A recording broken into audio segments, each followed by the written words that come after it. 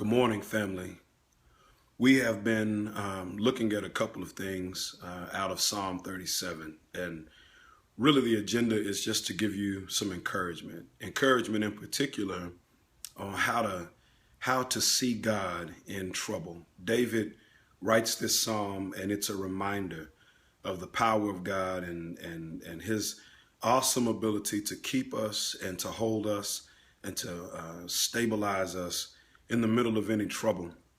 It's the same psalm that he says later on in the text that I've been young and now I'm old. And he talks about how he has seen the consistency of his God in all of his life, in every season of his life.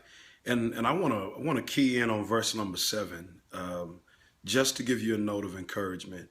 Out of the New Living Translation, verse number 7 says, "Be still in the presence of the Lord and wait patiently for him to act." Don't worry about evil people who prosper or fret about their wicked schemes. Out of the Common English Bible, the first part of that verse says, "Be still before the Lord and wait on him." Out of the New Century Version, the first part says, "Wait and trust the Lord." Out of the Easy to Read translation, the first part of that verse says, "Trust in the Lord and wait quietly for his help." That's the sentiment that I want to encourage you with today. The New Living again, "Be still in the presence of the Lord and wait patiently for him to act." Over and over again, I have to remind myself, and I want to encourage you and help you to be reminded that my challenge in any moment that I have trouble is to wait and to wait. Wait, play on words, obviously. WEIGHT, wait. Put my weight in the Lord and wait, WAIT, on the Lord. And when I put my weight in the Lord, that's me trusting him. And trust is a difficult time in trouble.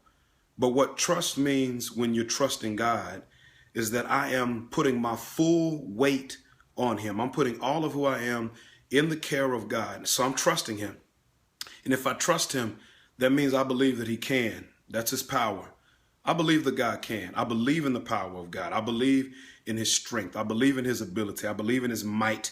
I believe in the surety of who God is, that if he can create the world, he can create a way out of this situation. That's just who he is. I believe in his power. So I'm trusting in his power. But not only that, trust also means not only that I believe in his power, but I believe that he is. I don't only believe he can, I believe he is. So that's the presence of God. If I see the power of God, I also have to believe in the presence of God. God is right now in my context. He's in my situation. He's in my moment. He's not surprised. He's not aloof. He's not unaware. He's right here going through this with me. So I trust that he can. I trust that he is. I believe that he is. And I also believe that he has. Watch this. I'm believing and I'm trusting in his power. I'm trusting in his presence, but I'm trusting in the promises of God. The can ability of God is his power. The is ability of God is his presence. And the has ability of God is his promises. God has already given you some things to help you to anchor down in the moments of despair and when the debris of life and the storms are all in your face. You need to remember that God has already said, like he says in Joshua 1 and verse number 8, "I'm with you just like I was with Moses." He told Joshua that. He says to us in Hebrews chapter 13, "I'll never leave you. I'll never forsake you. What can man do to you? God is your God." Jesus says in Matthew 28, "Lo, I am with you always, even unto the end of the age." Jesus is walking with us. Emmanuel, God with us, is still here present. So I wait, WEIGHT. I put my weight, my trust in the Lord. But then I have to wait, WAIT. I got to wait on him. That's difficult. I'll be honest with you. I can be impatient. I can want God to move right now. I can want him to fix the situation right now. And I even have the audacity at times to think that, God, you're not moving fast enough for me. It's been long enough. I need it fixed right now. I need it removed right now. I've been waiting for all of 2 seconds. So I need you to go ahead and fix that right now. But waiting really is where trust comes into action. When I wait on God, I got to do some things differently. I have to intentionally, on purpose, make it my aim to follow God at his pace. Sometimes he walks slow. Sometimes he stands still. Sometimes he moves quickly.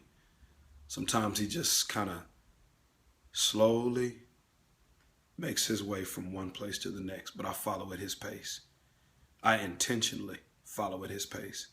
Not only that, I intentionally focus on his path. I got to remember that when I'm waiting, when I'm being still in the presence of God, that I'm doing whatever it is he wants me to do in his path. Maybe this is an occasion for me to be refined.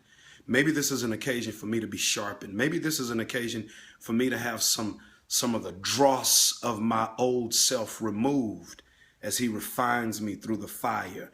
And I sit still in the hands of the smither, God being the smither. So I intentionally focus on his path. Not only do I follow at his pace, focus on his path, but I intentionally fixate on his peace. The latter part of that verse at the top says that I quietly wait on the Lord. There's something beautiful about putting yourself in a position where somebody else is running the show. You can be at peace. You can be at peace when you know that you're in the hands of perfection. And God is that.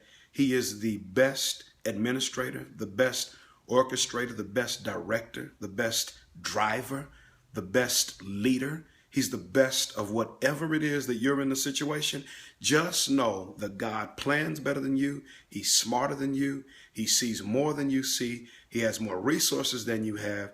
His insight is deeper than yours. His wisdom is superior than the most aged of individuals. God is the one who can navigate from beginning to end, Alpha and Omega, start of time, end of time. He's got it because he's outside of it. He sees the full thing better than anybody. So you and me just ought to be at peace. So I wait, W-E-I-G-H-T, in the Lord, and I wait, W-A-I-T, on the Lord. I want to challenge you. Do what the psalmist says. Be still in the presence of the Lord and wait patiently for him to act. All right? Listen, I'm going to pray for you. Please pray for me. And let's just watch God bless our entire context. Let's listen to the wisdom of David. He was young, and when he writes, he says, now I'm old. And he's promised us he's never seen the righteous forsaken or God's children having to beg for bread. God bless you today.